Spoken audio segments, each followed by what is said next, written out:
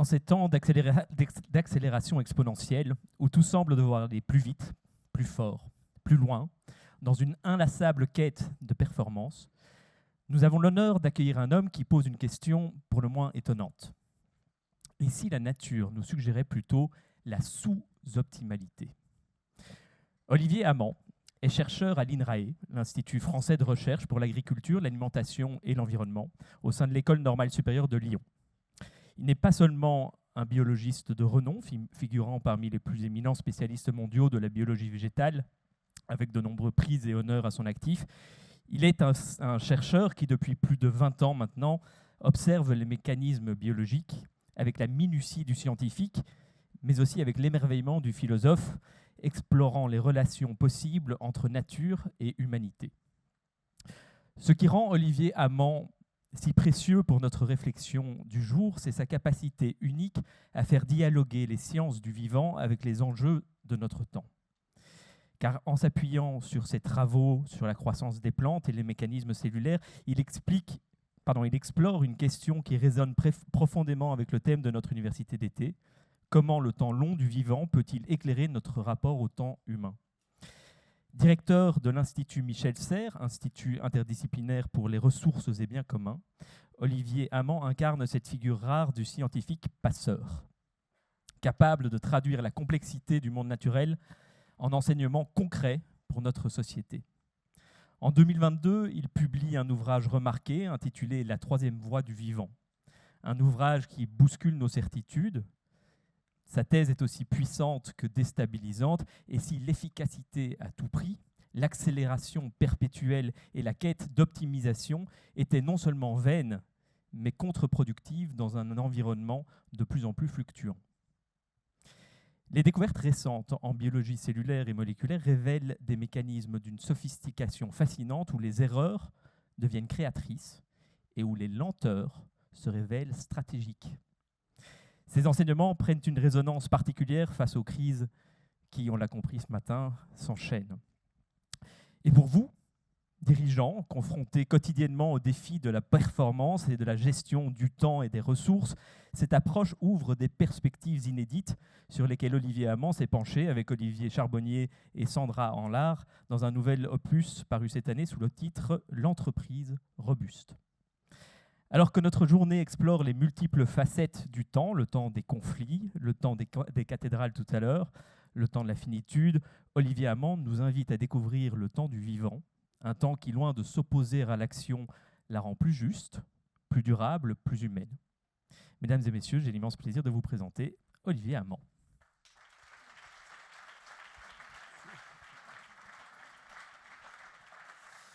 Merci Gaëtan pour cette belle introduction et merci à vous de m'inviter et d'être là. Donc en effet, je vais vous parler de robustesse, mais avant, je voudrais peut-être te dire un petit mot par rapport à ce qu'on a entendu ce matin. J'aurais juste à revenir sur deux petits points. On a entendu parler d'un monde en accélération et d'un monde qui allait être de plus en plus turbulent à court terme, et donc cette nécessité de se réarmer, notamment face à la Russie. Et on a aussi entendu que le seul pays qui a résisté à la Russie, c'est l'Afghanistan. L'Afghanistan n'a pas investi des milliards de dollars pour résister à la Russie. Quel est son secret ? Comment fait-on pour résister aux fluctuations, aux turbulences, qu'elles soient géopolitiques, climatiques ou autres ? Et en fait, ce que je vais vous dire, c'est que la réponse, on l'a sous les yeux. Je vous invite à regarder par la fenêtre le vivant. Peut-être que là, il y a des solutions un peu plus créatives, un peu plus douces, un peu plus joyeuses, qui nous permettent non seulement d'habiter le monde avec les fluctuations, mais aussi y résister. Et donc c'est de ça que je vais vous parler. Alors ici, je démarre avec cette photo-là qui nous amène un peu dans les Alpes, un endroit où il y a aussi beaucoup de fluctuations climatiques. Donc c'est un endroit qui peut être dangereux de plein de points de vue, mais en fait, notre rapport aux Alpes ou à la nature en général, ça ressemble plutôt à ça. C'est qu'en fait, notre vision du monde est assez artificielle. On s'est beaucoup déconnecté du vivant parce qu'on a surtout vu le vivant comme une contrainte, des choses qui piquent, qui nous contaminent, qui nous mettent des barreaux dans le chemin. En fait, on a, pendant très longtemps, pour remonter à Descartes et même avant, on a voulu s'éloigner du vivant parce que c'était un problème, finalement. Et donc, on a voulu construire une société du contrôle. Et là, vous avez un enfant qui est en parfait contrôle. Mais est-ce que c'est vraiment désirable? En fait, ce lien au vivant qu'on a perdu, il est très facile à expérimenter. Vous pouvez demander à un jeune combien de marques il va reconnaître. La réponse, c'est 180. Hein. Donc, il y a quand même une culture de la marque qui est quand même assez incroyable. Par contre, le nombre d'espèces qu'il peut reconnaître sur la base des pas dans la forêt. Alors, c'est vrai pour nous aussi, hein, je dis les jeunes, hein, je ne veux pas tout leur mettre, on est tous comme ça. Hein. Donc voilà, quelle diversité reconnaissons-nous hein, quand même. Donc ça, je le dire aussi. Voilà. Donc ça dit bien quand même notre éloignement. Et puis, cette société du contrôle et donc voilà, de l'optimisation, hein, enfin un petit peu de cet éloignement, on n'a pas rien fait, hein, nous les sociétés humaines, on a fait des objets toujours plus contrôlés, toujours plus contrôlants, et du coup, ils se ressemblent, tous ces objets. Hein. C'est très canalisant comme culture. Donc là, vous voyez, c'est de l'électronique, un lotissement, c'est la même géométrie. Hein. Parce que c'est une certaine rationalité du contrôle et de la performance. Et en fait, ce que ça produit, tout ça, en fait, alors, je ne veux pas trivialiser le mot bunker après tout ce qu'on a entendu ce matin, mais nous sommes déjà dans des bunkers culturels et même physiques. Enfin, quand on est tout seul dans sa voiture, hein, on peut considérer qu'on est dans un bunker. Hein. Un enfant, un enfant qui est devant un écran, il s'est construit un bunker. Là aussi, il y a un chiffre. Hein. On sait qu'aujourd'hui, un enfant, un être humain, disons de 18 ans, un jeune de 18 ans, aujourd'hui, il a gagné 400 000 heures de temps libre par rapport à un jeune de 18 ans de 1900. 400 000 heures de temps libre. Donc quand on enlève le sommeil, le travail, les études, les repas, l'hygiène, tout, hein, il reste vraiment 400 000 heures de temps libre dans toute sa vie. Hein. Et qu'est-ce qu'il va faire de ces 400 000 heures de temps libre? Il va passer 330 000 heures devant un écran. C'est un bunker, ça. C'est un bunker. Donc la monoculture, hein, vous voyez, c'est pas que la monoculture dans les champs, hein, elle est surtout dans nos têtes. Hein. Voilà, la Pax Americana, c'est aussi une monoculture, on pourrait le dire comme ça. Alors en fait, qu'est-ce que c'est la prochaine étape? Le prochain idéal de ce monde sous contrôle, c'est l'invulnérabilité. Et ça, vraiment, ça a beaucoup la cote, hein, le transhumanisme et tout ça. Donc là, vous voyez, là, c'est du gazon invulnérable. Mais ça ne bouge pas beaucoup, hein, c'est assez rigide, hein, et donc c'est vraiment le bunker, là aussi, hein, c'est un bunker. Alors si on veut pousser le cran un peu plus loin, hein, c'est quoi l'invulnérabilité? C'est la mort. Quand on est invulnérable, on est mort. Ou si vous voulez, le meilleur moyen d'être invulnérable, c'est de mourir. Et donc vous voyez, d'ailleurs, c'est pas moi qui le dis, hein, on peut aller dans des sarcophages en jade qui datent de plus de 2000 ans, qui étaient déjà des Ironman de l'époque. Hein. Donc vraiment, l'invulnérabilité, c'est un voyage vers la mort, hein, on peut le dire comme ça. Alors, qu'est-ce qu'il faut questionner là-dedans? En fait, c'est cette trajectoire qui devient totalement délirante. Et donc là, par exemple, quand on parle d'aller sur Mars, c'est quitter une planète vivante pour aller sur une planète morte. Donc avant même de se poser la question technique de la fusée ou de quoi que ce soit, il faut juste se rendre compte que la question est très mauvaise. C'est une très mauvaise question, donc c'est même pas la peine d'aller chercher une réponse. Et donc là, vous voyez, je n'ai même pas besoin d'épiloguer. Hein. Alors, qu'est-ce qu'on peut dire avec ça? Alors ici, vous voyez, il y a un mot qu'il faut quand même qu'on mette sur la table, et c'est là où en fait on va peut-être changer un peu la culture, c'est ce mot de performance. La performance, c'est un beau mot hein, au départ. Hein. La performance, c'est l'art de bien faire. Donc c'est plutôt une valeur morale, la performance, hein, bien faire. Voilà. Sauf que le contrôleur des gestions est passé par là et c'est devenu la somme de l'efficacité et de l'efficience. Efficacité, atteindre son objectif, efficience avec le moins de moyens possible. Et donc une valeur morale est devenue une valeur quasiment de machine. Bien faire les choses, maintenant, c'est être efficace et être efficient. C'est quand même très étroit, donc c'est la cible. Hein. Alors cette performance, pourquoi ça ne marche pas? Alors pourquoi ça ne marche pas? Ça marche, hein, il y a plein de choses qui marcheraient bien, on est très content que nos médecins soient performants. Hein.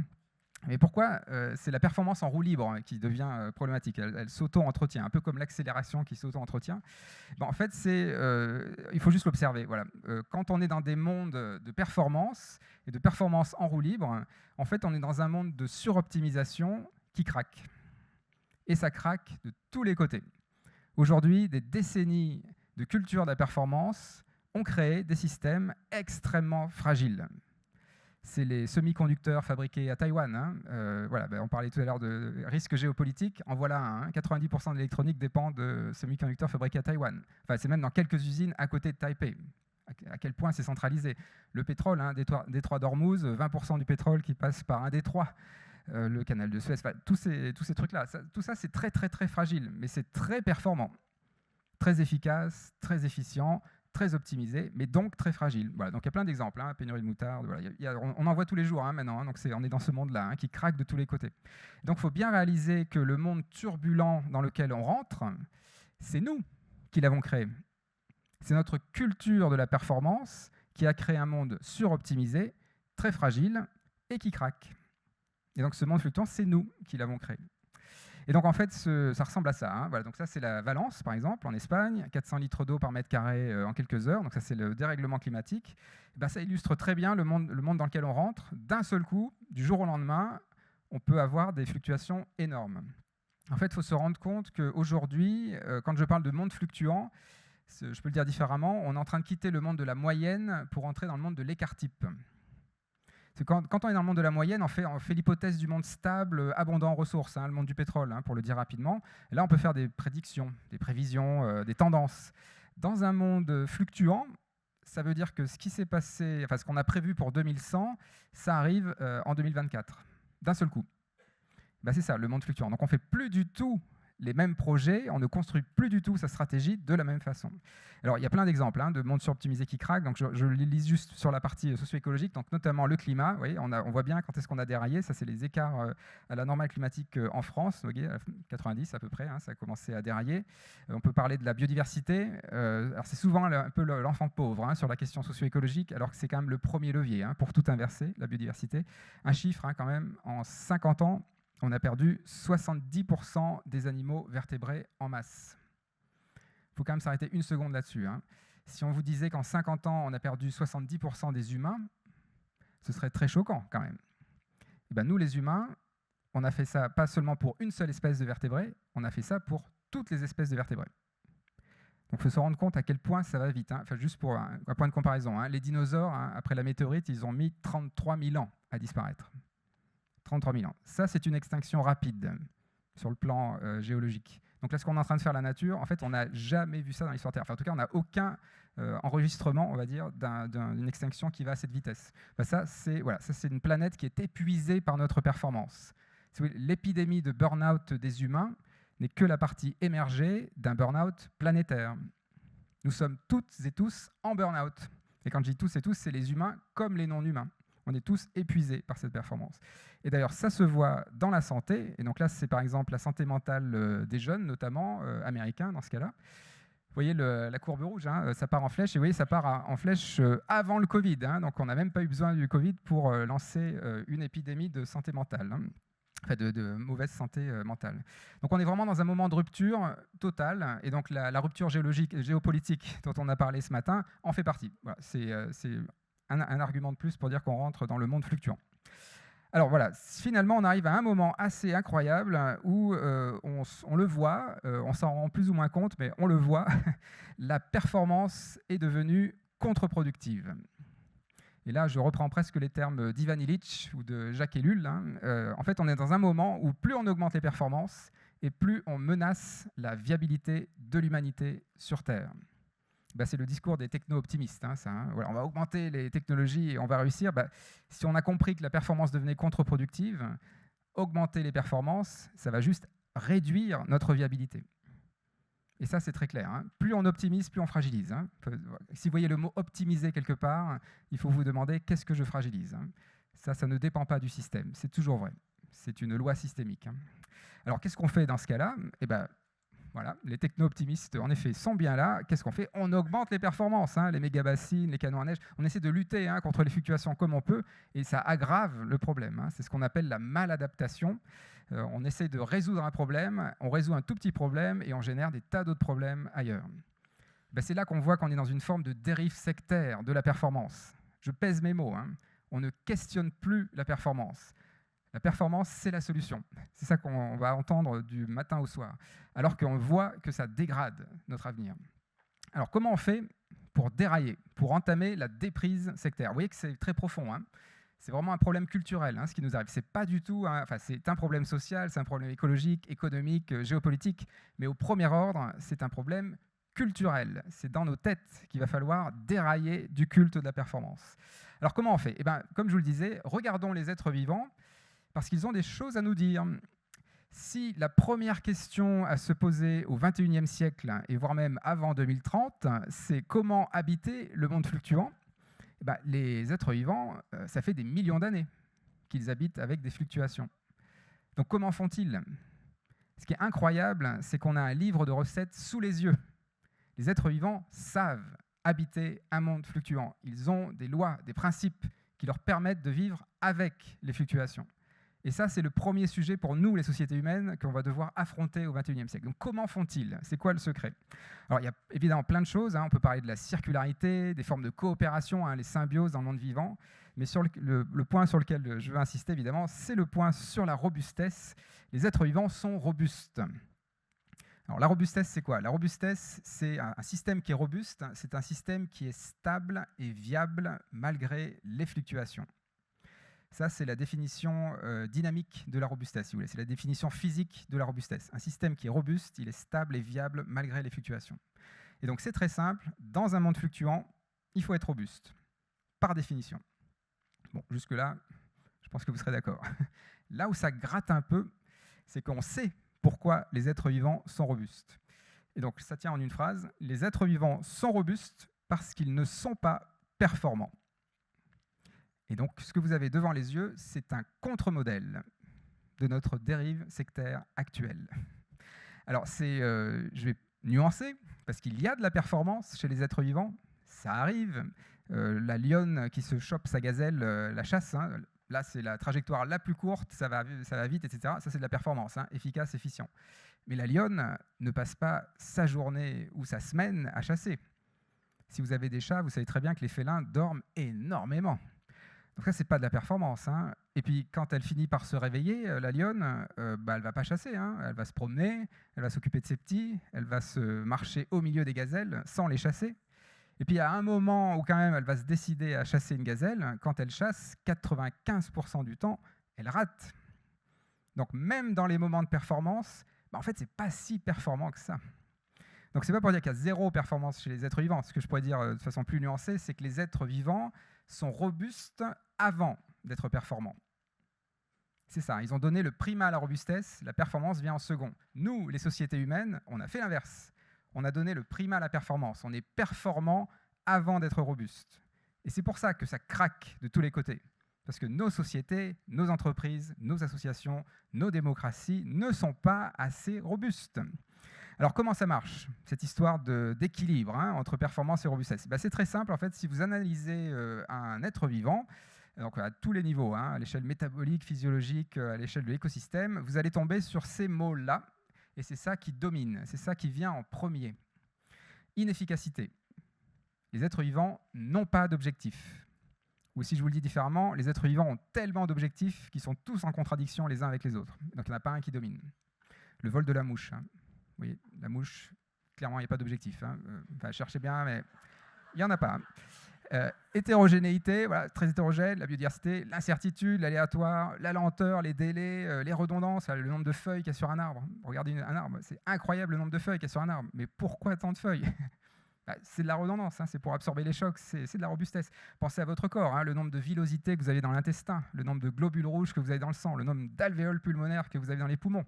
Nous sommes toutes et tous des êtres extrêmement redondants. Ça, c'est de la robustesse. C'est de la contre-performance au service de la robustesse. Des incohérences, beaucoup de contradictions internes, beaucoup d'inachèvements, des erreurs, des imprécisions. Je vais faire toute la liste. Ce sont que des contre-performances. C'est des contre-performances qui ajoutent des marges de manœuvre, du jeu dans les rouages, et c'est ça qui permet d'absorber les chocs, d'augmenter l'espace de viabilité et d'autoriser différentes trajectoires quand le monde change. Donc c'est comme ça qu'on vit dans le monde fluctuant. Et vous voyez à quel point c'est quand même un peu le contraire de ce qu'on apprend dans les écoles de management, dans les écoles politiques, dans les écoles de commerce, évidemment, parce qu'on sort de décennies de monde stable qui était branché sur du pétrole abondant et pas cher. Ça, c'était la politique du monde stable. Maintenant, on est dans le monde instable et il va falloir changer cette optique-là. Et donc là, les vivants sont assez éclairants de ce point de vue-là.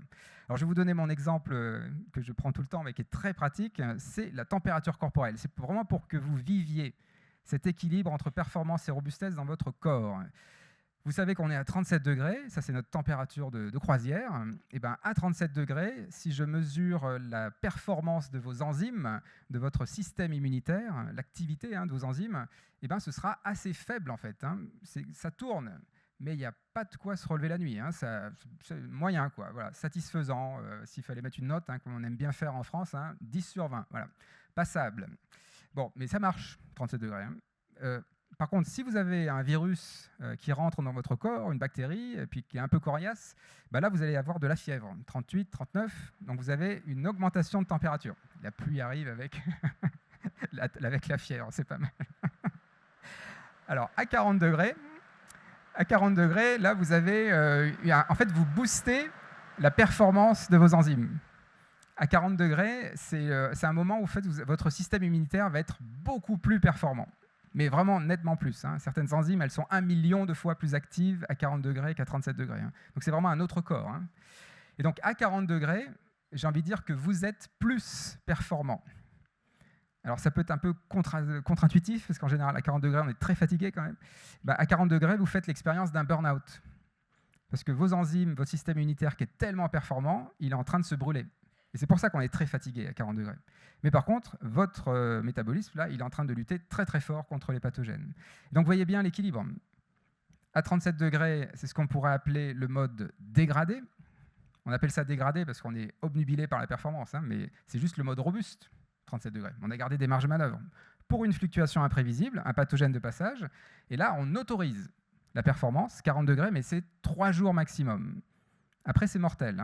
Là, on fait vraiment un burn-out, on va jusqu'au bout du burn-out, si vous voulez. Donc, on revient à 37 degrés. Mais vous voyez bien que dans vos vies, vous allez passer l'essentiel de vos vies à 37 degrés, en mode robuste, et vous allez passer quelques jours dans votre vie en mode performant.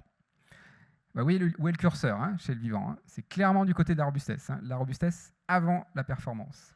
Alors ça, c'est ce point-là, en fait, c'est le point clé, à mon avis, pour rentrer dans ce monde fluctuant qui vient. Et vous voyez que c'est un point culturel. Ça ne coûte rien, ça ne coûte pas un seul euro, c'est dans la tête. Ici, vous voyez cette courbe-là, je reprends ma courbe de tout à l'heure, quand je vous disais que la performance était contre-productive, en fait, ça fait en gros 10 000 ans qu'on a cette flèche du progrès, depuis qu'on a inventé l'agriculture, grosso modo. La flèche du progrès, c'est une flèche du progrès qui est guidée par les gains de performance. Jusque-là, c'était comme ça. Et aujourd'hui, on se rend compte que ce progrès guidé par les gains de performance est un progrès contre-productif. C'est une courbe en cloche. Donc le futur du progrès, ce ne sera pas des gains de performance. C'est physiquement impossible.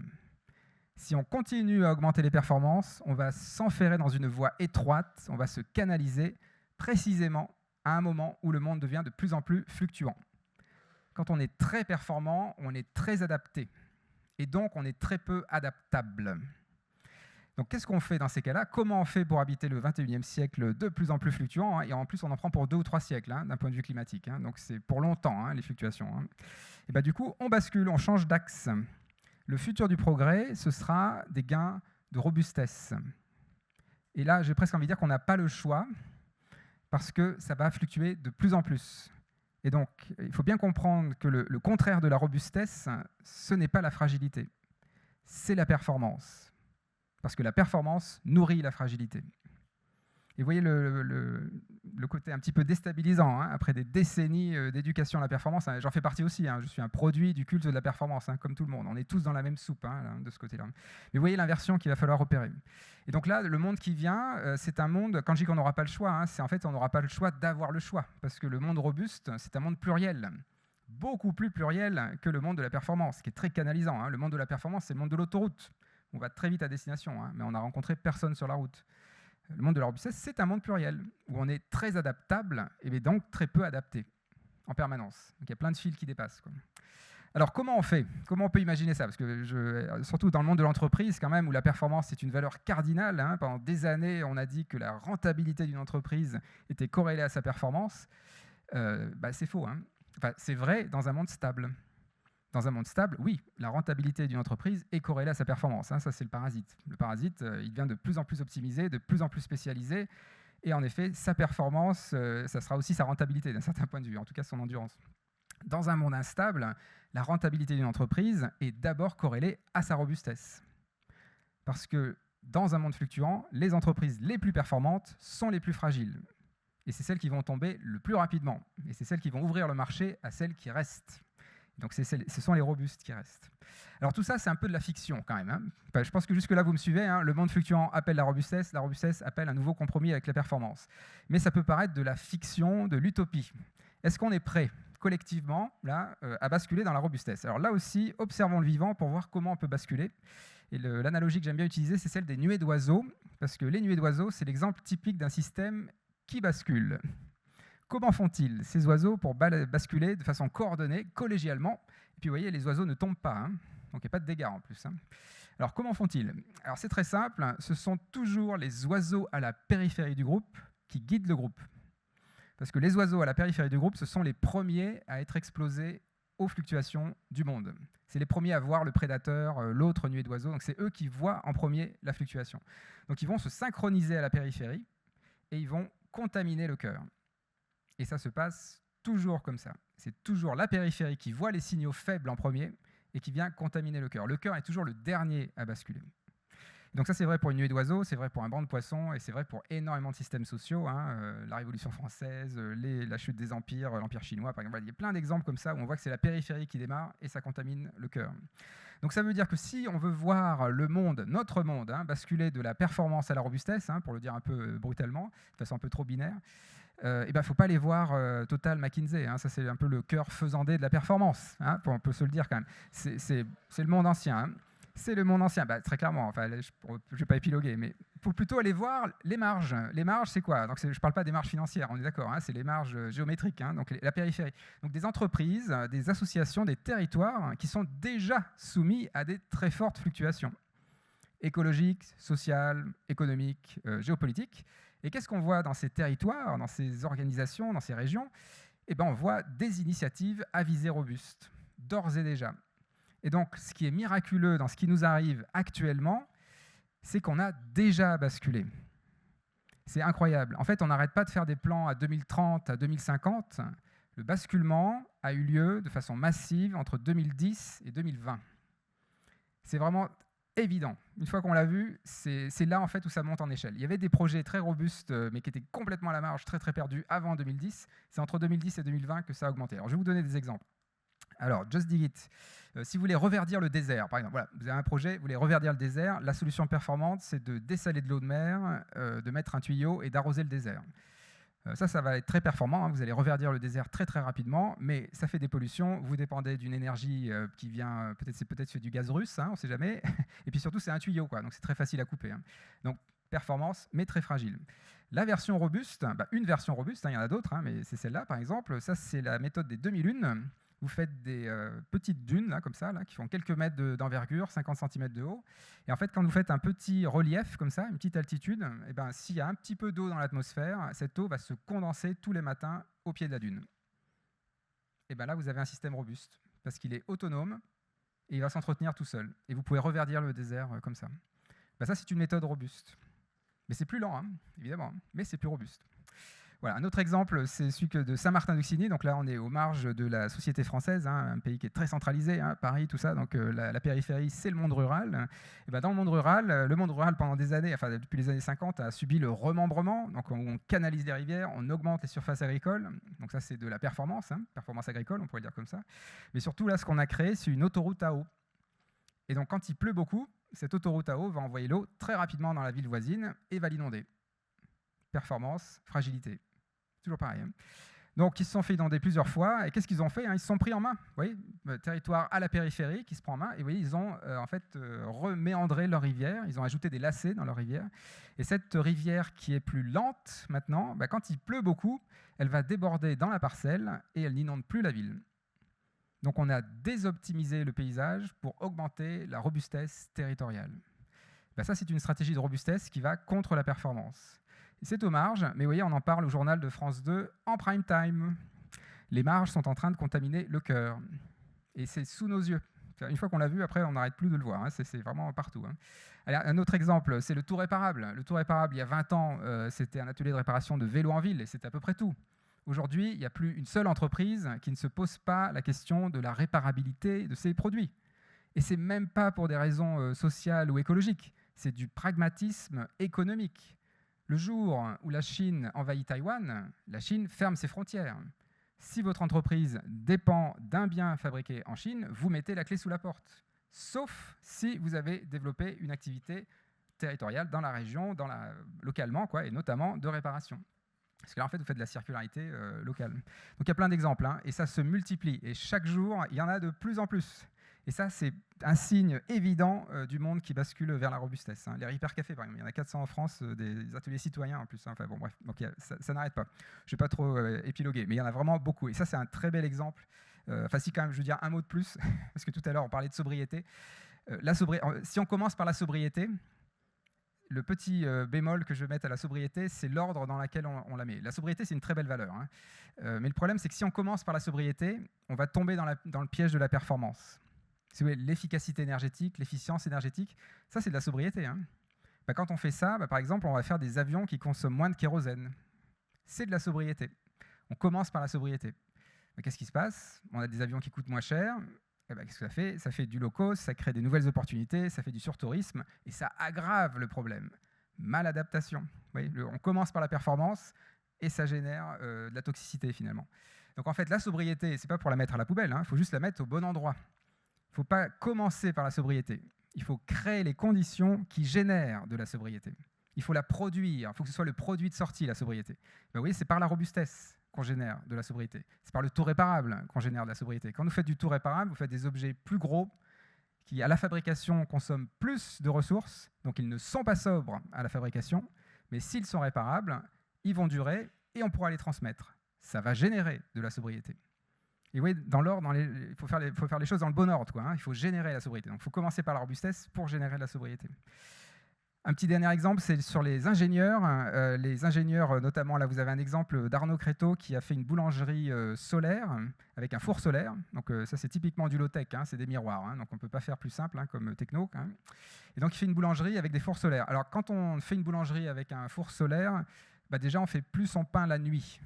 Voilà, ça c'est normal, okay. Mais il se passe d'autres choses aussi. C'est-à-dire qu'en fait, quand on a un four solaire et qu'on habite, en l'occurrence, à Rouen, oui, Normandie, il n'y a pas du soleil tous les jours. Donc même si on fait son pain en journée, parce qu'on a un four solaire, on n'est pas sûr de pouvoir le cuire tous les jours. Donc qu'est-ce qu'on fait? On déconstruit complètement ce que c'est qu'une boulangerie. Et du coup, on ne fait pas des baguettes. On ne fait pas des baguettes qui vont être assises en 24 heures. On fait du pain au levain, qui va mettre 7 jours. Qu'on peut conserver pendant 7 jours. Mais pour faire du pain au levain, peut-être qu'on ne va pas prendre les mêmes levures. Donc on va prendre des levures moins performantes, qui au lieu de mettre 1h30 à faire monter la pâte, mettent 5 heures à monter la pâte. Mais du coup, ces levures qui sont moins performantes, qui font monter la pâte plus doucement, le gluten se reconnecte tout seul, il n'y a pas besoin de pétrir la pâte. Donc c'est une boulangerie, on ne pétrit plus la pâte, parce qu'on a utilisé des levures moins performantes. Donc il a tout déconstruit comme ça. Là, je vous présente la boulangerie la plus robuste de France, hein, très clairement, parce que quand vous regardez le point faible d'une boulangerie, c'est le coût de l'énergie. On a bien vu avec l'Ukraine. Hein. Là, ils ont de l'énergie gratuite et ils ont construit tout leur modèle économique sur une énergie fluctuante. Donc il ne peut rien leur arriver. Là, c'est très robuste. Ça. Donc ça, c'est une preuve de principe, mais ce qui m'intéresse, c'est qu'ils ont fait, là aussi, hein, ça c'est à la marge, et donc on contamine le cœur, ils ont fait une agence, TELED, qui accompagne les entreprises à revoir leur modèle économique sur la base du critère le plus fluctuant. Donc ce n'est pas forcément l'énergie, hein, ça peut être les RH, ça peut être autre chose. Hein, ça peut être... Et donc en fait, je peux vous le dire en une phrase. Hein, vous savez, dans les entreprises, on n'arrête pas de remplir des tableurs Excel. Et dans ces tableurs Excel, dans les cases, hein, on met souvent des moyennes. Et si vous avez bien compris qu'on rentre dans le monde fluctuant, dans les cases, il ne faut plus mettre les moyennes, il faut mettre les écarts-types. Et vous allez voir tout de suite la colonne qui fluctue le plus. Et si vous prenez le monde fluctuant au sérieux, vous allez construire votre modèle économique sur la colonne qui fluctue le plus. Parce que c'est votre point faible, hein, très clairement, dans un monde fluctuant. Bon, voilà, donc TELED, ça peut aussi vous aider à explorer ce monde fluctuant et en étant constructif. Et puis, voilà, donc faut que j'avance un peu, non, ça va, niveau timing, je suis à peu près bon, ou ça va? Alors, les ingénieurs, en fait, ça inverse plein de choses. Hein. Ce que vous voyez, en fait, dans cette histoire de bascule de la performance à la robustesse, c'est que c'est vraiment un moment culturel où on inverse à peu près tout. Un ingénieur, c'était quelqu'un qui faisait des incréments de performance via des délégations techniques distantes. C'est ça qu'on demandait aux ingénieurs. C'était un peu les rois du pétrole de la performance, on pourrait le dire comme ça. Le mot ingénieur, c'est celui qui construit des engins de guerre, fin du Moyen-Âge, c'est un vieux mot. Donc toujours pareil, performance, violence, ça va très bien ensemble. Donc là, on sort de ça quand même, voilà, heureusement. Donc c'est pour ça qu'on voit d'ailleurs des élèves ingénieurs qui désertent leurs écoles, parce qu'ils ont bien compris que c'était plus du tout ça qu'on demandait aux ingénieurs. Donc ce qu'on va demander aux ingénieurs maintenant, c'est de développer des solutions robustes. Donc des solutions robustes, c'est quoi ? C'est de la technodiversité. Les ingénieurs ne devront plus développer la meilleure solution. Il faudra développer un plan A, un plan B, un plan C, un plan D. Et c'est que des solutions robustes. Et en plus, il faudra que les solutions soient réparables, adaptables, évoluables par les gens de la région, du territoire. Donc c'est quand même nettement plus joyeux. La mission de l'ingénieur est quand même nettement plus intéressante. Et puis alors, ce que ça me permet de dire aussi, cette diapo là, c'est quand même de dénoncer le hold-up du XXe siècle, qu'on voit encore actuellement. Le hold-up du XXe siècle, c'est de nous avoir fait croire que le monde de la performance est technophile. On n'arrête pas de nous dire ça, la Silicon Valley, la tech, tout ça. Est-ce que le monde de la performance est vraiment technophile ? Oui, il faut juste prendre une seconde de plus. Et on se rend compte très rapidement que le monde de la performance est profondément technophobe. Pourquoi ? Quand vous êtes dans le monde de la performance, vous faites des technologies de plus en plus performantes, et ces technologies de plus en plus performantes écrasent les technologies plus anciennes. C'est technophobe. Et en plus, à chaque fois qu'on complexifie ces méthodes ou ces technologies hyper high-tech, on éloigne les citoyens de la technologie. C'est doublement technophobe. Ce sont des technologies aliénantes. Dans le monde de la robustesse, si on a des nouvelles technologies qui sont très robustes, bien sûr qu'on les prend. Mais ce n'est pas pour ça qu'on écrase des technologies plus anciennes. Parce qu'on veut de la technodiversité. Donc on garde tout ce qui est robuste, on garde. On veut plein de cordes à son arc. Donc ça, c'est technophile. Et en plus, on veut que les citoyens réparent eux-mêmes, adaptent, etc. Donc c'est doublement technophile. Ça, ce sont des technologies émancipatrices. C'est ça, la robustesse. Ok, donc on arrive à cet équilibre, performance-robustesse. Alors on va basculer, vous voyez, dans un moment d'inversion culturelle. Et là, il y a du travail. Alors comment on fait dans les entreprises ? Je vais juste vous donner, pour terminer en 5 minutes, 3 clés pour rentrer dans ce monde-là. C'est évidemment pas exhaustif et certainement pas prescriptif, ce serait bien trop performant, mais juste pour vous donner quelques clés pour entamer la bascule, pour vous accompagner. La première chose, les indicateurs de performance. Les indicateurs de performance, on va les mettre au second plan. Ils ne sont pas inutiles, mais ils sont nettement moins pertinents dans un monde fluctuant. Un indicateur, ça n'a de sens que si le monde ne change pas. Un indicateur, ça indique ce qui se passe aujourd'hui. Si demain est différent d'aujourd'hui, ça nous donne une idée, mais ce n'est pas très pertinent. Donc, en fait, c'est un outil statique qui est adapté au monde stable. Dans un monde instable, fluctuant, il faut avoir des outils dynamiques. L'outil dynamique, c'est le stress test. Le stress test, c'est vous prenez votre entreprise et vous faites fluctuer un des paramètres. Dans 6 mois, la Russie envahit les pays baltes, pour prendre l'exemple du stress test de ce matin. Demain, il y a une panne informatique mondiale et on n'a plus Internet dans le monde entier pendant 6 mois. Autre fluctuation, méga inondation dans le territoire. Donc tout ça, c'est des stress tests. Et ce que vous faites dans le stress test, c'est 2 questions. Quelles sont les conséquences pour votre activité ? Quels sont les impacts ? Et surtout, quelles sont les mesures de santé préventive que vous devez faire, que vous devez mettre en place maintenant pour que quand ça arrive, vous êtes prêt. Et donc vous allez voir tout de suite, ça va vous pousser à diversifier les activités, ajouter des stocks, faire beaucoup plus de liens avec le territoire, beaucoup plus de liens avec la biodiversité du territoire. Juste Gaëtan là, me citait un article intéressant là-dessus. Les tourbières, par exemple. J'aime bien cet exemple, je le reprends. Les tourbières, c'est un super écosystème pour la biodiversité, pour le climat aussi, ça stocke plein de carbone, etc. Mais une tourbière, c'est aussi une ligne Maginot contre les tanks qui arriveraient. Bien plus que l'agriculture intensive, qui est une autoroute pour ces tanks. Donc en fait, c'est très pertinent. Vous voyez à quel point, quand on pense les choses correctement, stress test, c'est joyeux avant. Si je le dis différemment, je vais le dire d'une autre façon. Ce matin aussi, on a beaucoup entendu parler de résilience. Alors vous voyez, c'est un mot que je n'utilise pas à dessein, parce que la résilience est désastrodépendante. Quand on pense à la résilience, on va beaucoup se focaliser sur les canaux de sauvetage, très souvent. On va beaucoup aller vers les canaux de sauvetage et on va un peu oublier le bateau. La robustesse, c'est on prend soin du bateau, collégialement, au maximum. Et on a juste quelques canaux de sauvetage au cas où, mais c'est d'abord le bateau. Donc c'est pour ça, la robustesse, la résilience, c'est on tombe et on se relève. La robustesse, c'est un espace de viabilité qu'on essaye d'élargir. Donc c'est pour ça qu'on peut se transformer et évoluer. Bon, faut que j'avance. Le stress test. Une autre clé, c'est la place de l'économie. Il faut voir à quel point ça change tout. Donc dans le monde actuel, donc qui est un peu le monde à gauche, là, le monde de la performance, on pense que tout projet doit avoir une solide fondation économique.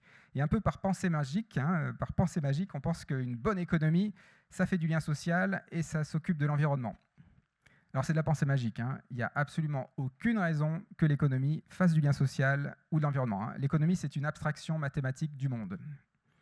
Il n'y a vraiment aucune raison que ça fasse du lien social ou de l'environnement. Pourquoi il y en a quand même du lien social et de l'environnement dans notre monde? C'est juste parce qu'en dessous de l'économie, il y a une brique en dessous qui sont des ressources abondantes et pas chères. Du pétrole, des minéraux, des Deliveroo, tout ça, c'est des ressources abondantes et pas chères. Il y en a tellement des ressources que ça ruisselle. Il y en a une petite partie qui part au-dessus, et donc qui alimente le lien social et l'environnement. Mais c'est évidemment pas tenable. Ça, en biologie, c'est ce qu'on appelle un parasite. Le rôle de l'économie, c'est de gérer l'abondance des ressources. C'est la même chose pour un parasite. Il gère l'abondance des ressources. Donc dans un monde où les ressources ne sont plus abondantes, où il y a des pénuries chroniques de ressources, où il y a des problèmes géopolitiques, des crises, des ruptures systémiques, on bascule, on inverse. Donc maintenant, la fondation de tout projet, c'est le soin au milieu naturel.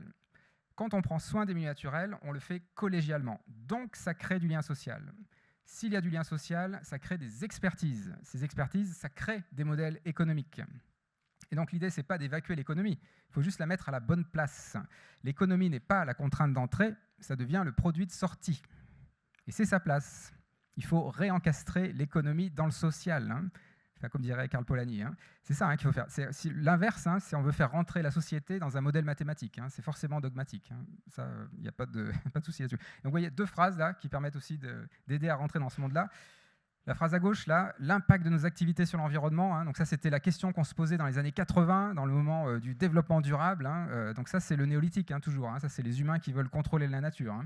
Posture descendante, c'est complètement dépassé, ça. Le niveau de fluctuation qui vient est bien plus important que tout ce qu'on a... Enfin, que ça fait 10 000 ans, les fluctuations climatiques qu'on va voir sont plus fortes que celles qu'on a vues depuis 10 000 ans. Donc autant dire que ça nous dépasse très largement. Donc il ne faut plus se poser la question de l'impact de nos activités sur l'environnement. Il faut se poser la question de l'impact de l'environnement sur nos activités. Notre environnement, notre milieu va devenir de plus en plus fluctuant et donc il faut ajuster nos activités à ce niveau de fluctuation.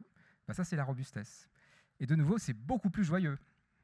Parce que là, c'est une course infernale à la performance qui fait un burn-out de tout le monde, qui va désengager toute la jeunesse, qui fait déjà une épidémie de santé mentale. Là, au contraire, on fait du lien, on construit un monde robuste et ça nous permet de résister aux fluctuations. Donc, il n'y a quand même pas... Il faut que j'arrête, ouais. Posture, donc voilà, on change de posture, on passe d'un meneur qui dit « je veux et je sais comment faire » à un facilitateur, une facilitatrice qui dit « j'ai envie et je ne sais pas comment faire ». Oui, l'inversion. Je vais aller vite, mais c'est une question de posture aussi. Donc là on exclut, là on inclut. Et ça, c'est robuste. Même si le décideur n'est plus là, ça va continuer. Ça se propage, ça se déploie. OK, donc des territoires qui sont allés dans la robustesse, notamment la Wallonie-Bruxelles. Vous avez la chance d'être dans un territoire où l'administration centrale a décidé pour sa vision stratégique 2030 de mettre la robustesse. Et c'est le seul mot qu'ils ont mis. Donc c'est le plus grand territoire au monde que je connaisse qui a mis ce mot-là dans sa stratégie. Alors, qu'est-ce qui va se passer? Là, je ne suis pas là pour le dire, et c'est l'administration, ce n'est pas les élus. Mais je le dis quand même. Mais ça va être intéressant. Et donc, il y a plein d'autres territoires qui l'ont fait. Et donc, voilà, si vous voulez creuser, il y a une plateforme, larobustesse.org. Vous pouvez aussi penser à la Convention des entreprises pour le climat. Pierre Portevin est d'ailleurs porte-parole pour cela. La Convention des entreprises pour le climat, c'est aussi un bon levier pour entrer dans ce monde-là. J'interviens d'ailleurs régulièrement dans les CEC. Donc, allez faire un tour. Et donc là, vous avez plein de ressources pour, en fait, créer vos communautés apprenantes sur la robustesse dans vos entreprises, dans vos collectifs, dans votre famille aussi. Enfin, c'est très transversal, tout ça. Et c'est comme ça en fait, qu'on transforme. C'est pas un expert qui va vous dire quoi faire. C'est vous, en apprenant collégialement. C'est moins performant, mais c'est plus robuste. Ça transforme. Je vais m'arrêter là. Voilà, il y a des bouquins et je m'arrête là. Merci.